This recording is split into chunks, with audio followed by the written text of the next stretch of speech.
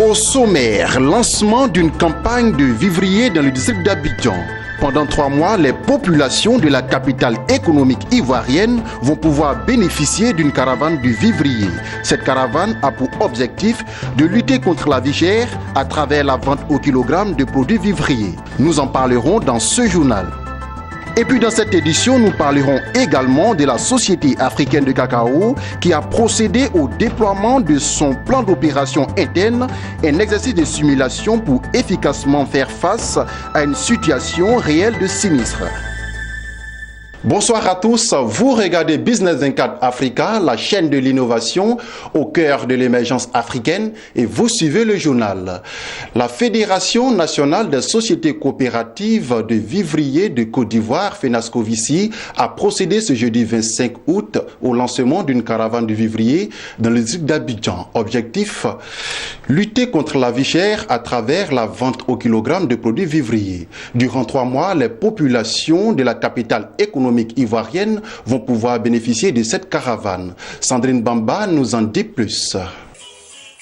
Une caravane du vivrier dans le but de lutter contre la cherté de la vie à travers la vente au kilogramme des produits vivriers. Telle est l'initiative de la FENASCO-VICI, la Fédération nationale des sociétés coopératives de vivriers de Côte d'Ivoire. La caravane qui va s'étendre sur 3 mois et va sillonner toutes les communes du district d'Abidjan. Les marchandises seront dans un autre camion qui va suivre le gros camion qui a la promotion du vivrier.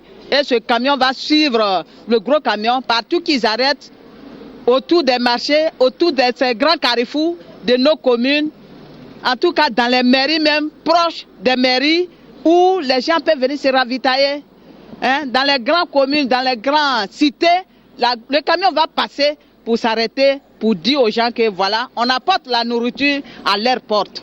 À cette caravane, le kilogramme de tomates sera vendu à 275 francs CFA, le kilogramme d'aubergine à 200 francs CFA, l'aubergine violet à 175 francs CFA et les kilogrammes de gombo et de piment respectivement à 250 francs CFA et 400 francs CFA. Pour la réussite de ce projet, Iriolou Colette, la présidente de la Fédération nationale des sociétés coopératives de vivriers de Côte d'Ivoire, lance un appel aux acteurs du vivrier et à la population abidjanaise. Nous lançons l'appel à toutes les communes, à toutes les mélangères. Ceux qui veulent acheter les produits moins chers, qui veulent vraiment nourrir la population dans leur maison, ils doivent sortir pour qu'on essaie. Ceux qui vont demander pour qu'on essaie ces produits est moins cher au poids. Et le résultat que nous attendons, c'est pour que la population nous suive dans ce projet. Vend nos poids qui nous suivent dans ce projet. Après le district d'Abidjan, la caravane du vivrier va se poursuivre à l'intérieur du pays. La Société africaine de cacao, SACO, a connu une ambiance toute particulière ce jeudi 25 août à Abidjan. Elle a déployé avec l'appui du groupement des sapeurs-pompiers militaires, de la police municipale, du service d'aide médicale urgente, son plan d'opération interne. Un exercice de simulation pour efficacement faire face à une situation réelle de sinistre. Lawani Babatunde et Marie Seri nous en disent plus. Il est 9h30 ce jeudi 25 août à Abidjan. Un départ d'incendie vient d'être constaté à la chaufferie de la Société africaine de cacao. Le feu est difficilement maîtrisable. Les flammes s'intensifient. 4 blessés sont déjà enregistrés. Tous les agents ont vite été regroupés au point de rassemblement. Par mesure de sécurité, nous n'avons pas été autorisés à nous rapprocher du foyer incandescent.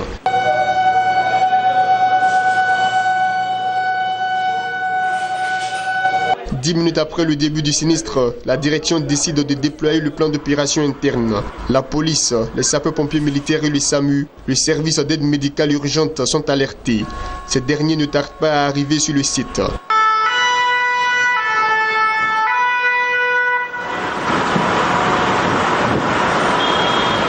Tout de suite, les agents du SAMU prennent en charge les blessés pour recevoir les premiers soins avant de les évacuer par la suite.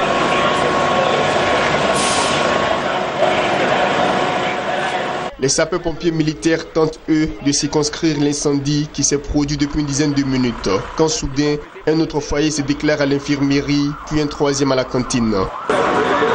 C'est exploitation. Quel est le dernier point maintenant? Le dernier point Une heure plus tard et après une lutte sans merci contre les flammes, la situation est désormais sous contrôle. Tous les foyers sont éteints. La quiétude de retour à la SACO, les agents reviennent à leur poste. PC, le feu est éteint.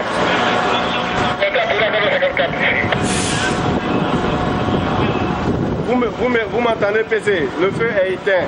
Tenez-vous bien, tout ce que vous venez de voir est un exercice de simulation pour se rendre à l'évidence de ce à quoi pourrait ressembler la mise en œuvre du plan d'opération interne de la Société africaine du cacao en cas de sinistre. Après quoi, les insuffisances vont être améliorées pour efficacement faire face à une situation réelle. Les informations supplémentaires ont été livrées au cours d'un point de presse animé par les responsables du plan d'opération interne. Un incendie s'est produit à la chaufferie et s'est propagé à la cantine et à l'infirmerie. Le voisinage et l'environnement n'ont pas été atteints du fait de l'efficacité des mesures prises. En ce qui concerne nos installations, nous dénotons des dégâts. Un coffre électrique, la chaudière à coque et l'infirmerie et la cantine sont inutilisables.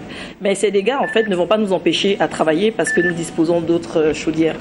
Parmi les 4 blessés, il y a 2 qui étaient vraiment légers. Et donc, on peut dire que leur cas, il n'y a aucune gravité.